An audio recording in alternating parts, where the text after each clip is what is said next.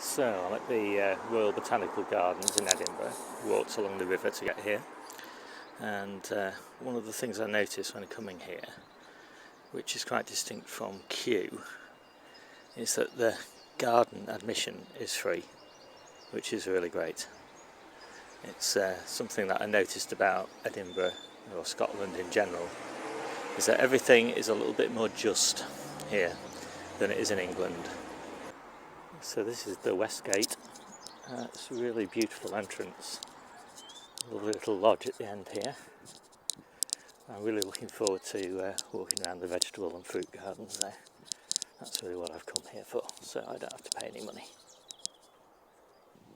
So in addition to the vegetable gardens, which I think are better than the ones at Kew, I also really recommend having a look around this rockery. It goes a long way back, further than you can see from this path, but it really is beautiful. It's a real highlight, I think, of the botanical gardens here. Really lovely stuff. I'll just keep on going for a few minutes.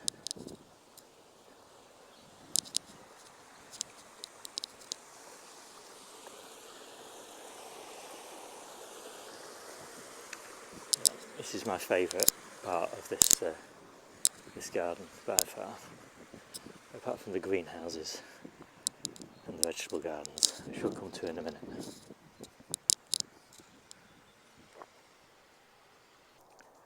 So while it's my intention in this video to show you the vegetable gardens, I just can't resist some of these beautiful paths.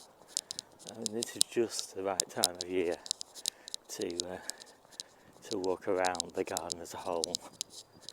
The trees all coming into bloom and leaf, and everything's just looking so fresh and alive.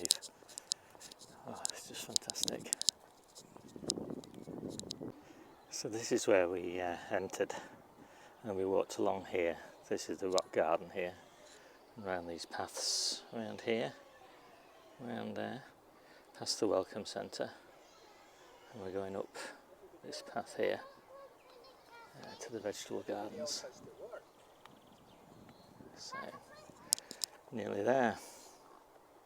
So these gardens, vegetable gardens, are not enclosed by a brick wall, but they do have a fairly impressive windbreak around them.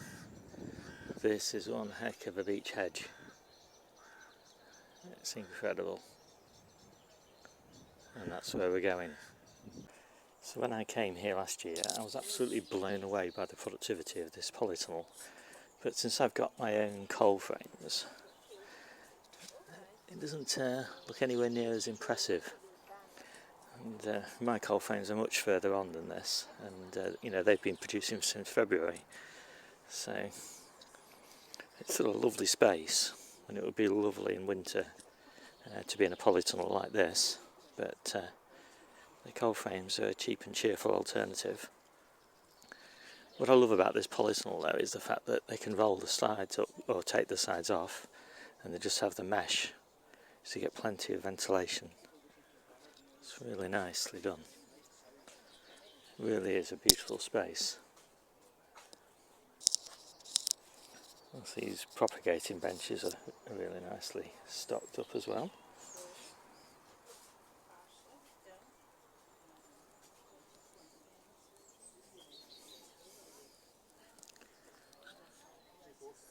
Quite liking the look of this Scarlet Emperor. Never seen that before. Looks really good.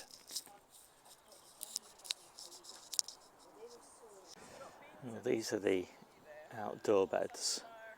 Each of the students here has their own outdoor bed, and I guess they're encouraged to make a nice show. There's some really nice ideas for making the beds a bit more decorative, combining some vertical space with horizontal growing area, providing a bit of shade for high summer. I can definitely see doing some of this stuff on Jenny's plot. because Jenny's beds are similar size to these. Really nicely done.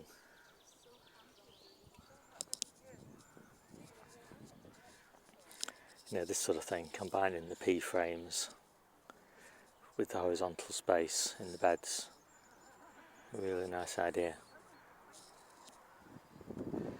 And then on Debbie's allotment, she's really keen on training the trees like this. And this is a really simple way of doing it, just a post with a hole in it, with rebar stuck through the middle of it.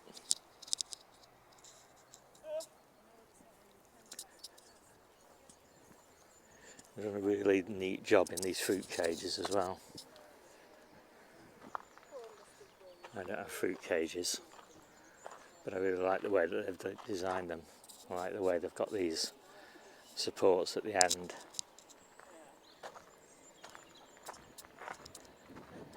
I especially like the way that they've trained a lot of the berries.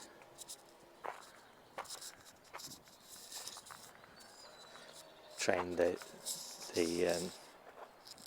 currants and things like that into fans.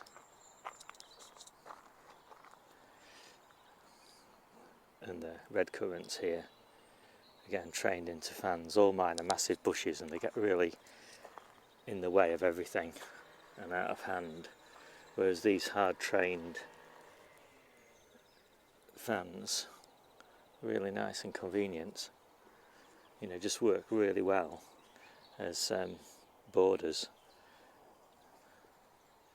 Again, I think Debbie would like a lot of this.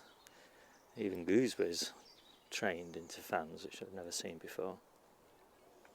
Really nicely done.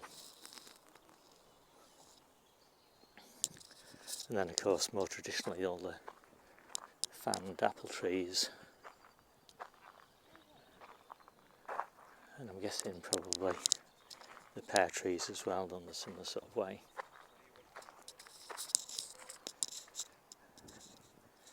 And these apple trees grown at an angle.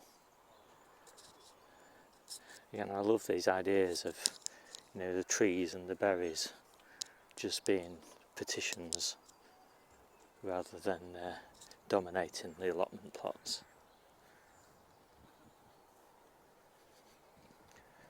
There's another beautifully fanned one there. Really nice.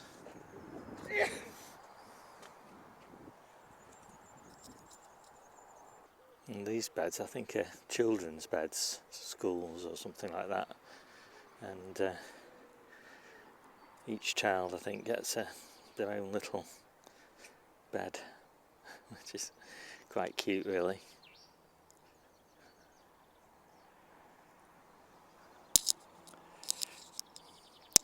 I suppose it's quite good for successional sowing as well. To curb your enthusiasm. I don't succeed very well growing too much at once. And these are new since the last time I came. These ultra high raised beds, which intuitively I don't like, sticking plants up too high in the air, exposed to too much wind. But I guess they're very good if you can't bend down. Not very good otherwise.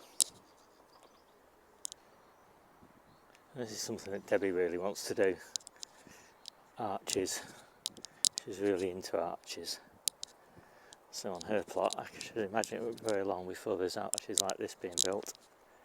I'll go around the other side so the sun's not in my eyes. Just simple bent canes with some sort of berry or currant growing over them.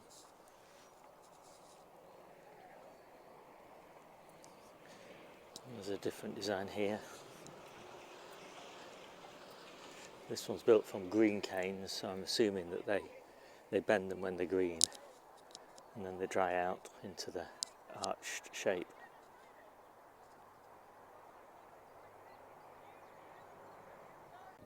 There's some garlic here, about the same size as my garlic bed. This is all yellowed as well, just like mine. Never having grown it before, I'm never sure what it's meant to look like, but I guess, assuming this is good practice, yellow tips on the leaves is not actually a problem. And so there we go. that's the end of a tour of the vegetable gardens. Really lovely. Perhaps not worth a trip just on their own right, but I'm walking along the river today, and this is just a nice stop off, a really nice place to have a break, do some reading, stop at a cafe, and obviously look round. Really lovely. I hope you enjoyed it.